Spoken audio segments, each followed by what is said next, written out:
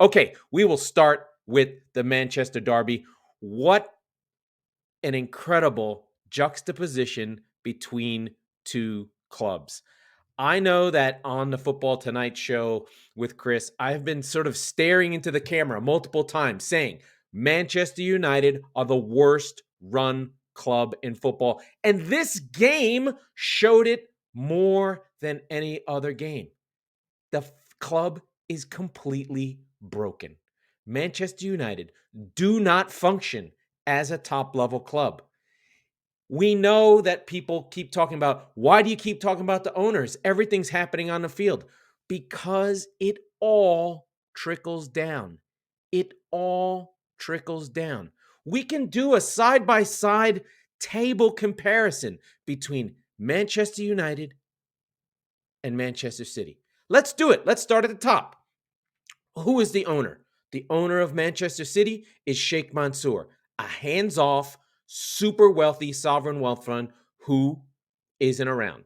On the other side, we have the Glazers, who just take money out of the club, don't really care. Neither of them really care, but one takes money out of the club, one puts money into the club. The next level down is who runs the business side. At Manchester City, it's Mohammed Al Khaldoon, a businessman who runs multiple streams of business for Sheikh Mansour and the Qatari and the UAE. On the other side, it's Arnold. It's some guy. I don't know who it is. Murtaugh. We don't know what they're doing. The next level down, who's the director of the club? Ferran Soriano. Where did he work? He worked at Barcelona at their best periods and wanted to build a Barcelona club network that didn't work. He tried to get an MLS club for them. And what did he do? He wanted to make a Barcelona football club. What are they doing at City? They're making a City football club with clubs all around. Who's there? Who's the business leader on United side? I don't know. Darren Fletcher?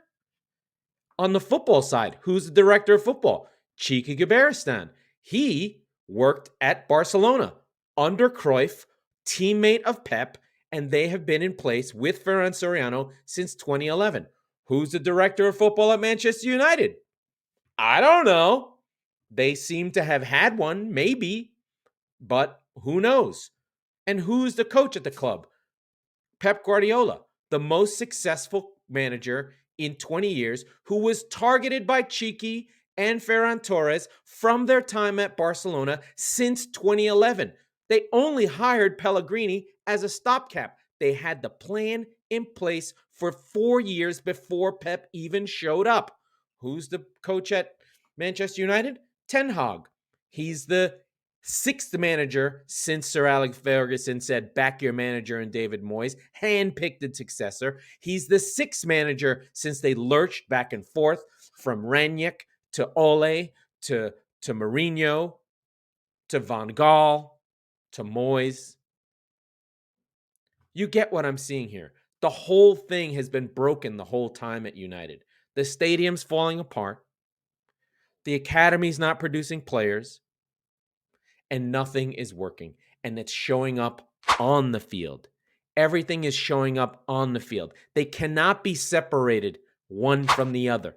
City were so good in this game. United really just hung on, to be frank. And it was really, like I said, indicative, a real show of where these two teams are. I know we talk about it all the time. I say it all the time. But I think last season really gave United fans and United some sort of sense that Ten Hag had control of this club, especially when he pushed out Ronaldo, especially when Casemiro came in. But after that, even though they were sort of struggling through results, they really hung on because of defense, didn't really give up goals. De Gea made lots and lots of saves, sort of similar to today in that another day, maybe City don't get the finishes or whatever. But the gulf in class between these two clubs is everywhere, top to bottom, on the field, on the bench, in the backroom staff, on the board, at the owner level. All of it goes through. All of it. There is not a thing that United do that is world class that City don't do better. City have rebuilt the entire east side of Manchester. City are about to build an arena that's connected to the stadium. City have built a women's team that United had tried to build now. And they did have a good season last year, but they were forced to build that team because of what City did. Everything about City has been class. Even from the celebrations of Sir Bobby Charlton dying, it was City's players and legends from Manchester that were on the field with what was left of the United heroes of Munich in the early 60s that are teammates of Bobby Charlton. It was Summerby that went and signed things. It was everything from top to bottom. It was City that saw the problems with Sancho and let him go when he was 17 and let him go to Dortmund and knew that he wouldn't work at a top level club, while United didn't see that. They only saw the surface. Everything about these two clubs really shows the difference. From the red to the blue, from the east side to the west side of Manchester, everything about these two clubs is the opposite. One club is stable, one club is well run, one club improves players, one club has its targets in place, sets a price. If it wants them, it gets them, it knows what it's going to do, and it moves on with that player. And if that player doesn't play well, they take the time, they pull him off, they see what he's going to do. Whereas with United, you have Ten Hag basically recruiting players that he worked with before. You don't see City sign players that Pep has had before. Never. You see an opponent that Pep says, "Ooh, that guy's interesting." But Pep is not saying, I coached this player at Bayern Munich, so he should now be a Manchester United player. That literally never happens. Whereas with United, if Ten Hag has seen a player and worked with him in the Eredivisie, he comes to the club. The goals were always De Jong, who's now still at Barca. Then we had Antony, who we had. And we had Onana, who we had. Do we know if those players are at the level? Is there a scouting system in place? Lisandro Martinez, a player that Ten Hag had. What club does this?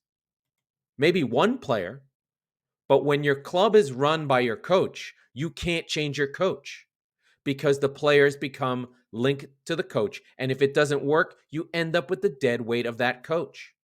And that is what's happening at Man United over and over and over again. We have the players of 7 different coaches on this team.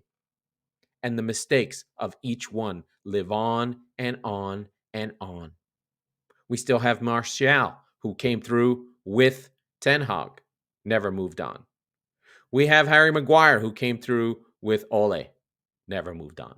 McTominay, still with the club, given his first shot by Ole, never moved on, even though Ten Hag didn't want him.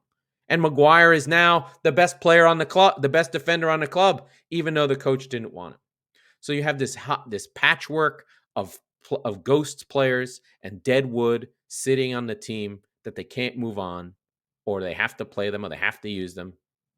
And so you have this opposite club, 2 mirror images, the yin and yang of what successful football looks like. And United are not that.